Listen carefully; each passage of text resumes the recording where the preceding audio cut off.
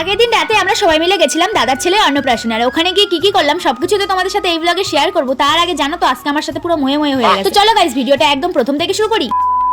কোথাও যাওয়ার আগে আমার সবথেকে বড় সমস্যা হলো ড্রেস চয়েস করা, কোন ড্রেসটা পরবো সেটা ভেবেই পারি না। প্রতিবার কি এমনটা শুধু আমার সাথেই হয় নাকি তোমাদের সাথেও এরকমটা হয়? এই দেখো প্রথমে একটা পিঙ্ক কালারের ড্রেস বের করেছিলাম যেটা ছিল অনেক কিউট, তারপর সেটা রেখে এখন আমাকে এই ব্লু কালারের ড্রেসটা পরতে হলো কারণ ওটা এখন ফিটিংসই হচ্ছে না। মোটা হয়ে যায়নি, আগের থেকে অনেক রোগা হয়ে গেছে যেই কারণে আর ফিটিংস হচ্ছিল না। আর সত্যি কথা বলতে আগে থেকে ভেবে তো রাখি এই ড্রেসটা পরবো, কিন্তু দেখি না যে এটা এখন ফিট হবে কিনা। সেই কবে পরেছিলাম এই ড্রেসটা, অনেকদিন পরা হলো না, তাই ভেবেছিলাম এটা পরবো।